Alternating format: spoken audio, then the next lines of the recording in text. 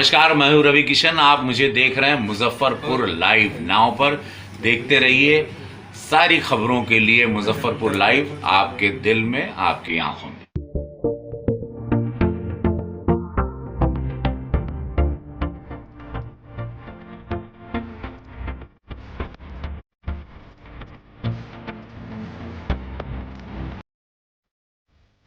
मुजफ्फरपुर के एमडीडीएम कॉलेज में 5 दिवसीय रोबोवार रोबोटिक्स इवेंट का आयोजन किया जा रहा है।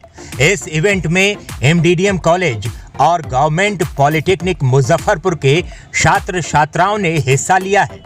इन छात्रों ने रोबोट बनाने की प्रारंभिक तकनीक शिक्षा ली और आज तीसरे दिन 11 छात्रों की अलग अलग टीम ने 11 रोबोट तैयार कर लिए हैं। छात्र छात्राओं ने कहा कि रोबोटिक्स की शिक्षा लेकर और इस कार्यशाला में हिस्सा लेकर उन्हें बहुत खुशी हो रही है। रोबोट टेक्निक के बारे में छात्रों के बीच जागरूकता लाने की बहुत ज्यादा जरूरत है ताकि अन्य छात्र भी इससे रूबरू हो सके। तैयारी की आज हम लोगों ने एक रोबोट बनाया है जो कि हमें पांडुचेरी के ऑर्गेनाइजेशन ने स्पेक्ट्रम सॉल्यूशन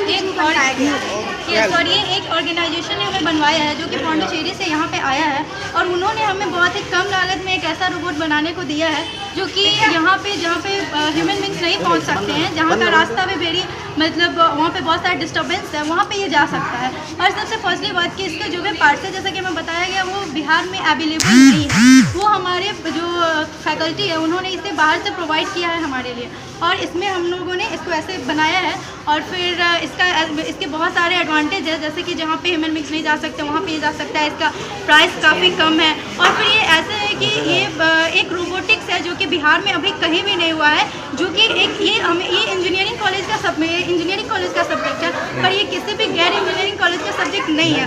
पर ये फर्स्ट टाइम हमारी जो ये हमारी जो प्रिंसिपल है ममता रानी, उन्होंने हमारे कॉलेज में प्रोवाइड किया है और फिर इस कॉलेज के स्टूडेंट्स के साथ साथ जो अदर कॉलेजेस के स्टूडेंट्स हैं उनको भी प्रोवाइड किया गया like MIT, like polytechnic college and LS college also and they all are together and they all are making this robot and this is a very useful for every human being and this is like a very minor robot and very small robot, but this can do everything which is helpful for human beings and which is helpful for our robotics department. कैसा लगा पहली बार robot बनाकर? पहली बार हम लोगों ने इसे पहले नहीं बनाया था और हमें बहुत सारा मतलब ये था कि कैसे बनाएंगे, कैसे बनाया जाएगा, तो हम लोगों ने जब इसे बनाया तो हमें काफ़ी इंटरेस्टिंग लगा और ये कुछ ज़्यादा हार्ड भी नहीं था क्योंकि हमारे जो फैकल्टी थे वो भी काफ़ी अच्छे थे और हमारे जो टीचर्स थे उन्होंने काफ़ी अच्छे से इसकी देखभाल की और फिर हम लोगों को काफ़ी अच्छे ढंग से इसको सिखाया भी गया, तो काफ़ी इंटरेस्टिंग लगा और ईजी भी लगा। सबसे पहले मैं बताना चाहूँगा कि ये जो प्रोग्राम है रोबोबार ट्रेनिंग वर्कशॉप, ये एमडीडीएम कॉलेज और स्पेक्ट्रम सॉल्यूशन द्वारा चलाया जा रहा है। इसका मकसद बिहार में मौजूद सभी टेक्निकल, नॉन टेक्निकल और अदर भी स्कूल के बच्चे को रोबोटिक्स के बारे में अवेयर करना है।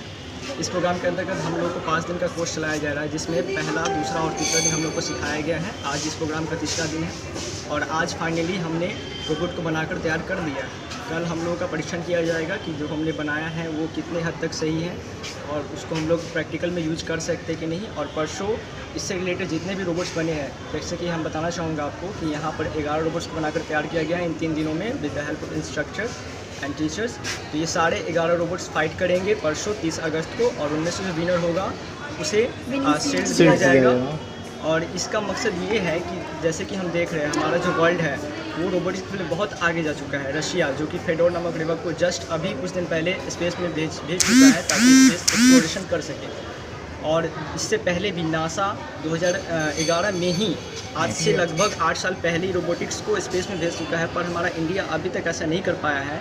हाँ, ये ज़रूर है कि हमारे इसरो ने ये ऐलान किया है कि वो कुछ ही सालों में गगनयान में रोबोटिक्स को भेजने वाला है, बट इस बिहार में चूँकि रोबोट्स का ज़्यादा स्कोप नहीं बच्चों को नज़र आता है या बच्चे उतने अवेयर नहीं हैं, वो इंटरेस्टेड नहीं हो पाते हैं और इसी इंटरेस्ट को फैलाने के लिए इस प्रोग्राम को किया गया है। इसमें टेक्निकल कॉलेज जिनको कुछ नॉलेज है और जिसको कुछ नॉलेज भी नहीं भी है, उन सभी को बुलाकर हम लोगों को एकदम नए सिरे से एकदम बेसिक से बताया गया है ताकि anyone doesn't matter only technical student like polytechnic and MITs engineers, no, anyone, any person if getting inspired, this is the very motto of this program. इस प्रोग्राम से मकसद ये है कि अगर हम इंस्पायर होते हैं, रोबोट बनाते हैं, तो रोबोटिक्स का जो यूज है बहुत ज़्यादा जगह है और बहुत अच्छा यूज है। जैसे कि बहुत सारे एक्सट्रीम कंडीशन है, जैसे कि बाढ़ है, या फिर जैसे कि हम देखते हैं कहीं आग लगी है, या फिर जहाँ हमें 24 घंटे कंटिन्यूस वर्क आउटपुट लेना है। जैसे कि इंडस्ट्री में देखते हैं बोतल तैयार हो रहा है तो 24 घंटे होता है, उनका मशीन कभी बंद नहीं होता है। तो वहाँ अगर हम ह्यूमन को यूज़ करते हैं तो वे विल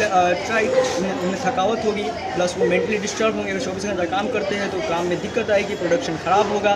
बट अगर ह्यूमन को यूज़ करते हैं तो उनके पास ऐसा कोई प्रॉब्लम नहीं है। उनको अगर रिपीटेटिव टास्क भी देते हैं, 1000 बार भी देते हैं, तो उसी आसानी से करेंगे, उनको कोई उसमें बेचैनी नहीं होती है, एक्यूरेटली करते हैं। जैसे कि ह्यूमन क्या है, जब लगातार हम लोग वर्क करते हैं तो हमारा माइंड सेटअप हो जाता है और उस वर्क को हम अच्छी तरह से परफॉर्म नहीं कर पाते एक्यूरेसी से, हमारा मेंटल एबिलिटी भी ख़राब होता है। लेकिन in robotics there is nothing there and they can perform the same accuracy as they are doing the first task and last task. चाहे वो पहला करे या 1000वां टास्क करे, उनका एक्यूरेसी सेम होगा।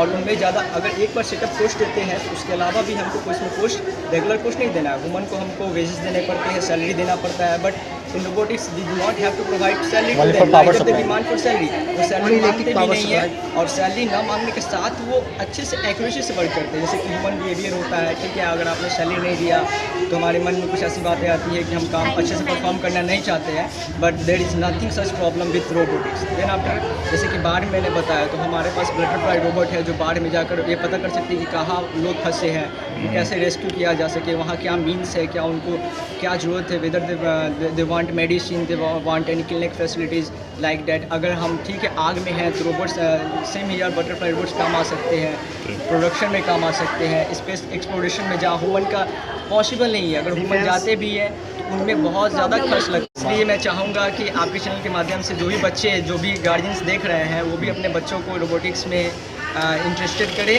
उन्हें भी कुछ आगे करने का मौका दे। और इसी के साथ मैं चाहता हूँ जितने भी बच्चे इसे देख रहे हैं रोबोटिक्स के बारे में जिज्ञासित हो और आगे से करें।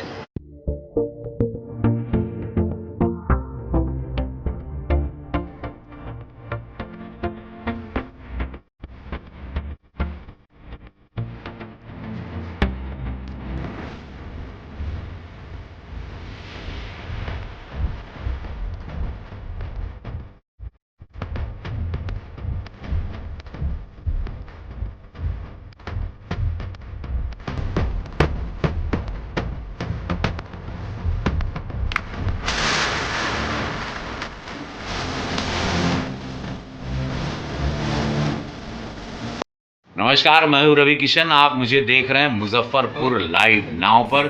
देखते रहिए सारी खबरों के लिए मुजफ्फरपुर लाइव, आपके दिल में, आपकी आंखों में।